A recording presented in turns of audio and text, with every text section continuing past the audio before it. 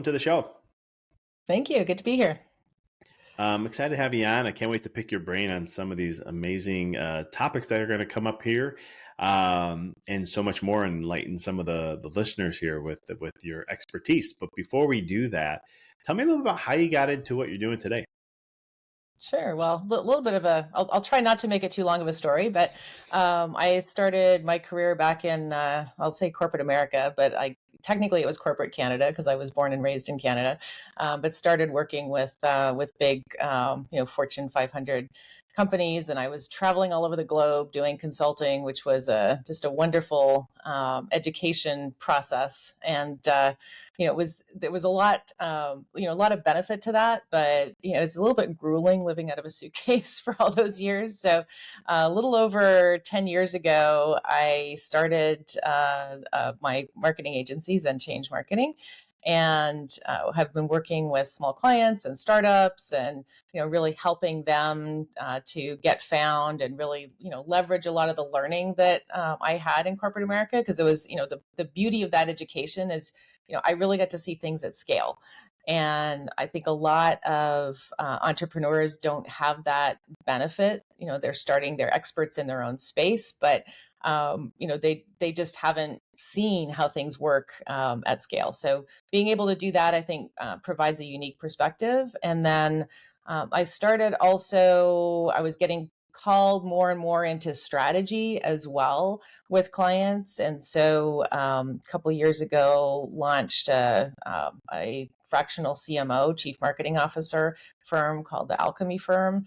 And so for certain, very strategic clients that either myself or another CMO will work with them on a part-time basis. So it really gives them kind of the benefit of all of that experience at a price point that hopefully doesn't break the bank. But it's a lot of value you're offering. I could definitely tell there, and I think you brought up something I think is huge, because a lot of times entrepreneurs, it's that the expansion of vision, how to seeing things at a bigger level, and you got to see all that. So when it's like, because I know when I'm doing coaching for clients, a lot of times I'm working with where they are, and then I'm like, but once we get here, this is the layers of where we need, like, Mhm. here's the levels of where we can take it. It's just, I want you to know that there's a lot of levels. We're going to work here, but here's the way. Once we get cleared here, then we can go to this one, and then this one, and then this one. And then I'm like, Absolutely. it's just how far do you want to take it, right? It's just how far you want to go with Yeah. everything. Well, yeah, and I think, like, a lot of entrepreneurs, when they're starting their business, they're starting it around their passion. That's logically why they want to do what they want to do. Hopefully, they're starting it around their passion, because, and if they're not, that's a a little PSA is, when you're launching a business, it's going to pretty much take up all of your time. So make sure you love it.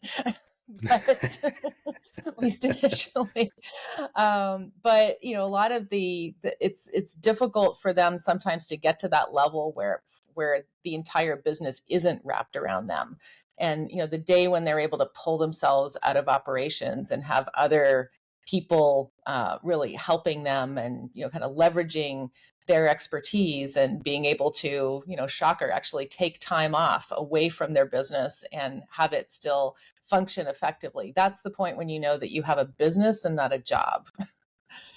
It's so true, because I see it so much, and I know what you're sharing is so true. Like, how many times entrepreneurs get into something and it's just a form of a different job, but it's not a business. Being able to Mhm. let go. I mean, I see this in chiropractors, but in a lot of ways, I work with business owners and chiropractors, but um, so often, so true. They just don't know how to make that separation, and like, you got to treat it like a business. And how do you think? And correct me if I'm wrong. I always say, like, how do you get that thing to run without you there? Yeah. And Yeah, and I that's mean, the goal. so that's where you'll find that it's interesting, because I'm part of a CEO mastermind group, and there'll be multiple CEOs sitting around the table from vastly different industries, but the commonality of the struggles that the challenges that everyone is facing is really interesting. A lot of it, it comes down to leadership, people, and sort of strategy. Like, what are the big moves that I'm going to make in terms of whether it's partnerships, and how am I getting my business ready for an exit, like all these things that are really pervasive across multiple industries when you can kind of get out of the day-to-day operations. And part of it is, making sure that you have the right processes and systems in place, but then also the right leadership structure and team. That second level team is really important, so that you're coaching your leaders and you're not leading the entire organization. And it takes some time to build up to that level, but getting there. And I hate to use the old adage of working on your business, not in your business, because it's just so overused, but I think it's overused because it's true. And just being able to have the structure where you can step away and use whatever your secret sauce is, whatever it is that makes you special, that you're working in your zone and you're not getting pulled into so many other things that are probably not your area of expertise. I think there's a great book by Dan Kennedy, I'm sure you're familiar with, and it's Who Not How. So when you're thinking about what is on your plate, who is better, can you find a who has the expertise, who can do that better than you can, and then that allows you to take a step back and sort of get to the next level. So maybe you don't need to dive in and figure out how to use that technology on your own. Maybe you hire someone who that's their passion. That's all they do. They love it. Great. Pay them. And now you've just, saved a whole bunch of time that you can focus on other things that you're really good at. I love what you bring up there, because it's like it's you like you just said, find someone who has a passion for it, because then it's going to. For me, I look at it from an energy standpoint. Like if this person's passionate about what they do, like I don't enjoy marketing to a certain degree, but I have to market. It's just part, or hire someone to do it. And it's one of those things. But if I find someone who's passionate, it's like, man, that energy that they're going to bring to the table adds to what I'm bringing to the table, and all of a sudden now we're leveling up the whole thing to have a bigger experience and so much more. 100%.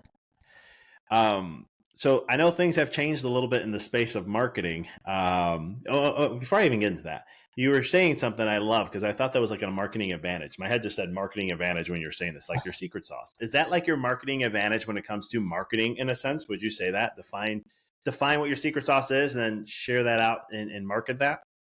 Well, I think, that's another great aspect. And I think that, that's a point that when someone is starting a business, they're just trying to make money anywhere they can, right? So they tend to not be as focused and specialized, but the less specialized or the less focused you are in your go-to-market message, the less relevant you are. So if someone comes to your website and I don't know, let's say as an example, you're you're a chiropractor and you focus on athletes and you focus exclusively on athletes. Let's get even more specific. You focus on golfers who might not even be professional athletes, but they want to improve their game. And so if I come to your website and I'm a golfer, I'm not, but if I'm a golfer and I want to improve my game and I see, wow, Dr. Vic, like that's all you do is, you specialize in people like me. Well, suddenly I relate to you. I'm going to probably go to you because you're the specialist. And now I'm going to refer all of my golfer friends to you. So now, even though that you've gone niche, you've actually been able to capture more market. Whereas if I'm just very broadly, I help everyone with pain. Okay, great. But do you know my kind of pain? Because my kind of pain is very specific. And now I'm going to your competitor and they actually say that they help my kind of pain. So, I'm perhaps going to be a little bit more interested to work with them. So, deciding what your secret sauce or your key focus area is, your unique value proposition, as the lingo we call it in marketing, that's really important. And then thinking about more lingo, who your target personas are. So who's your target audience? Who are think of actual people who would be your ideal clients. What do they look like? What are their needs? What are the things that are kind of behind their needs? Like, what are the ways that you could relate with them? How do you differentiate? How do you make yourself seem special to them? Seem like, when they see any of your content, their immediate reaction should be, you get me. And if you're able to articulate that in your marketing, you'll actually do better. So, niche down to grow is a good strategy. I love that. And I always tell people I'm not a fan of niching, but from a marketing standpoint, 100% in, because what you just shared, everything right there, the whole market value, tapping it in and doing those kind of things. And it doesn't, just to clarify, it doesn't mean that you're going to necessarily turn people away. You might when you get to a certain point, but it's more if you're going to market showing that you have a specialty, then you're going to be that much more attractive. And I totally agree with you on that. I mean, in my own practice, I mean, I'm a certified pediatric chiropractor, so I focus on peds, and pregnancy is the main thing that I do. And it's funny though, when I say that, it does turn people off in a way, because I would have a lot of people, I'll have patients who bring their kids in, and then they'll look at me and go, I know I'm gonna have to find a chiropractor for me. And I'm like, what do you mean you have to find a chiropractor for you? They're like, well, you're a pediatric doctor, aren't you? You only see kids. And I'm like, oh no, I see adults too. I work on a whole plethora of stuff with adults. If you need, just I go, this is where my market, this is what I share. Mhm. But I mean, like half my practice is adults just as much as half is kids. And they're like, oh, I didn't know that. I'm like, yeah, you see that lady walking right there going in the room? That's an adult I'm going to take care of right now. So I mean, sometimes it may to some people, because it's funny. It's funny how many times I say I'm a pediatric chiropractor, and people I know in their mind where they're going is like in the medical world, I'm a pediatrician, so pediatricians only Right. see peds, right? And Yeah. so in chiropractic we're a little different, but yeah, no, but once you do that, it does, at least from my experience, what I've had too is like it has helped massively make my message more singular, more direct to one thing. And from there, like, oh, he's that ped guy, or you're pregnant, go see Dr. Vic. He's the one that'll just don't talk to him. He has a wealth of knowledge. He'll help you. Not to mention that it helps you a ton with SEO if you're if everything you're doing, all of your content is very specifically focused on those keywords that your target audience is searching for. I love that. No, so true. So let's talk a little bit about, because there's all these concepts. I love it. I want to pick your brain on AI and how, because we're talking about, like, you're asking all those beautiful questions about finding your market. Can you use AI to do those things? Because I've seen some cool things of what AI can do, but or how do you utilize, or what do you recommend for people to utilize AI to help themselves in their business? So AI, I really thought of last year was the year of kind of AI exploration for a lot of businesses. So people were kind of messing around with Chat GPT. They were, starting to, play with Mid Journey, and it was still at the point we were producing images of people with, 8 fingers, and it was not, and honestly, from a visual perspective, I would say that, that graphic assets are not quite where they need to be yet. I mean, they are to some extent if you're really careful. If you have like a really good prompt engineer and you can really figure it out, you can get some pretty decent stuff. But I think a lot of designers would say that it's not quite giving them the flexibility that they need yet from a visual perspective. From a writing perspective, you can get a lot of really good stuff from AI. And think of just a lot of things that maybe take a lot of time that you can get AI to at a minimum at least do a first pass on. So one of the things that I think has been really kind of a game changer is the early versions of ChatGPT were really more focused on historical information that was in their database, and like so all of us searching and giving the ChatGPT, giving OpenAI the information that it needed, that was then being used to give you the answer. So you would see that it would come back with some things that you'd be like, that's not right. And there were no citations, so you couldn't tell. I mean, there's always like fun exercises where you'd go and ask ChatGPT questions about you, and it would come back and you'd be like, no, I never did that. That wasn't in my history. Like, where did you come up with that? But then with the alliance with Bing, so now it's also able to search online, and it will give you citations if you ask for it. So one of the things that I think that that we as humans tend to sometimes just take what we read and assume it's true. We do that with the news sometimes, and we do that just with things that we search for online. So I think you do need to have a bit of a filter when you're getting the answers, and make sure that you're checking your sources. So don't just assume. I mean, I think a lot of people are using ChatGPT as a search engine now, which I think is actually really a great way to use it. But you do have to check sources and make sure, because it doesn't always have the right context. But there's a lot of great places where you can still use it. So let's say if you wanted to, write a blog.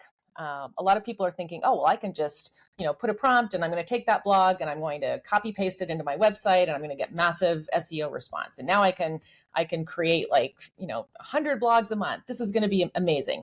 The challenge is that it creates what's called a digital signature on any of the content that it produces. And so Google can read that digital signature and it recognizes that it's produced by AI. So if you are going to use it for a first pass for your blog, just know that there's some tools out there that can check for originality. You're going to need to rewrite some of the sections to make sure that that it's sufficiently original that it will pass that test. So it's not just a slam dunk. But think of, potentially for your social media posts, you can use it. You can use it as you're preparing a brief, for example. And what's really cool is you can actually create almost like your own custom GPT. So you can train it a little bit and say, okay, imagine you are a pediatric chiropractor and you are, in this particular city and you do this and you do that and you have this. Now that you know that, and you can actually set that up as a custom little channel within ChatGPT. So now that you know that, answer me this question, write me this newsletter introduction. And when you do it that way, it can actually come back with some pretty good content, but you need to manage it. So I think AI is really, it's not for the immediate future replacing humans. It will replace some humans, but it's certainly enabling humans. And especially if, for any intelligent, creative humans, it can make you that much more effective in terms of what you can produce. So, AI to that extent, from a content creation perspective, I think can be a really wonderful tool when used in the right hands, and not just taken necessarily verbatim. We're also seeing another interesting use for AI, and that's in advertising. And you'll already see that, Google has built in a little bit of this into the, AdWords and some optimization that it's doing there. But there's another form of advertising that we've had some really great traction with, and it's called programmatic advertising. So rather than, if you're familiar with, Google is basically presenting ads based on keyword searches. Social media is presenting ads based on profile. So all of these things, you're kind of hypothesizing what your target audience is searching for or what their interests are, depending on the platform that you're using. Where programmatic is really interesting is it targets the actual device. So everything that you're doing on your phone, even though you think you've got your privacy settings on, if you're searching on maps, we're able to geolocate you. If you're searching, what's the weather like today? We're able to geolocate you. So all of that information basically means that wherever you go with that device, which is everywhere, and whatever you're searching for on that device, we're now associating where your physical location has been any time in the last couple of years within a couple 100 feet to what you're searching for online. So now we know everything but your name, and we can't email you, but we have the contact, like the profile information. So let's say we wanted to target someone, everyone who had been to a particular business conference that happened a year ago at this particular convention center on these days, but we only want to target the people who both went there, didn't spend the whole day there because they were probably the vendors. So we want to target the people who actually just physically went into that location. And also they, meet certain searching criteria. So now we know what their interests are because maybe they've visited certain types of websites. Maybe we want to target people who've gone to your competitor locations. And then if that's not enough, when you go home at night, you are on the same network as your family. So now we can find your family's devices too. So think of all of those things together. So basically we can target like anything pretty much. And then we feed all of this this information into this programmatic platform.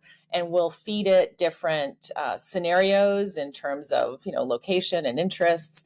We'll feed it different assets, creative assets in terms of video and et cetera. And then those ads can then be pushed to that device through websites that they visit, on Google, on social media, on Hulu streaming, et cetera. And then the AI is going to continue to evaluate what's getting the most conversions. And then it will start to automatically tilt your ad spend toward what's converting. And meanwhile, the humans are coming up with, well, we've got this persona and maybe they went here and there was this other event and that. So, we're continuing to feed it information, and the AI is just optimizing, and your campaigns get really targeted. So lots of really cool stuff happening with AI that, again, I think is doing a really wonderful job of enabling people who kind of know what they're doing and are creative and intelligent in that particular area. I love that. From a personal side, I'm like, don't like that at all. From a business side, I love it. So it's kind of interesting. I know. Right? I have no delusion of privacy anymore. I know we don't have it. I'm coming to terms with it, and we're going to get pushed ads regardless. So they might as well be somewhat interesting. No, I agree with you 100%. I mean, my background before I became a chiropractor was in computers for about 2 years. And that was 20 years ago. And what I knew what they were doing back then, I mean, we knew about AI. It was called DNA programming. And what it meant is you can set programming and then it'll learn on its own. So when everyone's like, AI is the newest thing, I'm like, AI has been around for over 20 years. I'm like, it's not new. But to the capability of, like, I was telling my wife this last week, I was like, how much data we're feeding this machine, you want to call it? I'm like, it's just we've been feeding it for years. And I think it was kind of designed that way, with social media and all that. Like, I'm like, have us give us all this information, keep going. Now all of a sudden, hey, here's AI. It's going to do some great things. We've been dataing all this information. Now we have access to it all. Yeah. Well, yeah, I mean, we were talking about big data, like 20, 30 years ago. But the big challenge was there's so much of it that we don't know what to do with it. So now we have the tools where we can actually do something with it.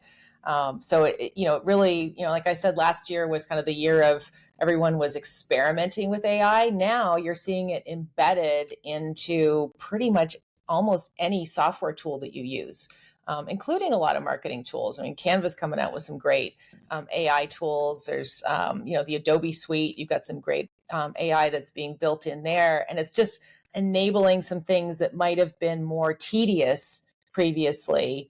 How much time, for anyone listening who might be a graphic designer, how much time did it used to take you to remove a background from something? Total pain in the neck. Now it's like a microsecond. So, it's like things like that, and by doing that, it's enabling you to be a creator at a different level, because now you're not spending time doing all of the tedious stuff. You can focus on the fun and creative things. No, I couldn't agree with more. That's one thing I appreciate about AI, and I teach my clients that I'm like, it's going to save you more time. Like, even with iPhone, you can take a picture. I can hold on my picture, and it'll take everything out and just have my picture there, which is kind of cool. I was like, oh, that's a cool feature. But to be able to do these things, and then again, you play at a different level with all this, and you can just continually now be able to play and share more of your creativity too, and save time. I mean, I love how now, just for my own self, just copywriting stuff, like I'll still write things out if I'm doing a blog or something, and I'll say, hey, ChatGPT, make this better, throw some emojis, make it, here's the tone. And then it comes back and spits something else, because I do know about the digital print of knowing what's been used like that. And I'll say, and then all of a sudden I look and I go, all right. And now I know, even like, I think it's the version 4 of ChatGPT, you can train it, like you were saying earlier. I've even heard about people saying it can go and read, like, if you wanted to, I don't know about ChatGPT 4, but other software systems, they'll check your emails, your voices, all that. They'll study you. And then it can now create output that's you, basically. Yes. And it's so scary how accurate it is. Yeah. Yeah, amazing. It really is. I also have an AI running on my email right now that's been a lifesaver, because not only is it sort of prompting and helping me create, but it's telling me what I should and shouldn't read based on my history. So I end up I look at my either like move to later or my newsletter, and there's like 24,000 emails in there, which is a little bit, I'm like, oh, that's really crazy, but I know I don't have to look at it. And every once in a while, I'm going to scan through and see, oh, okay, this thing I actually should have looked at. And then you're training it to, bring that back into your inbox next time. But I've got it so that, at the end of the day, it just automatically stops sending me new emails so that I'm a little less inclined to just keep on going, so I can actually cut it off at the end of the day. Although sometimes I do sneak and I look at my save for later box, but I'm going to just need that. I like that. Yeah, it's true. You never know. You never know what's in there. I love it. Well, I appreciate taking the time. How can people follow you, all the work you do, and all that good stuff? So a couple ways they can go to our agency is zenchange.com. The fractional CMO firm is called alchemyfirm.com. And then they can always find me on LinkedIn. Hit me up. I'm always happy to answer questions or connect. And it's Diane Moura, Diane Moura. Awesome. Dan, thank you so much for being on and sharing this wonderful wisdom and enlightening some of the business owners to embrace marketing, but also take on the challenge, the new ventures, or the new frontier, I should say, of AI and all that fun stuff, and so much more. Thanks. Been a pleasure.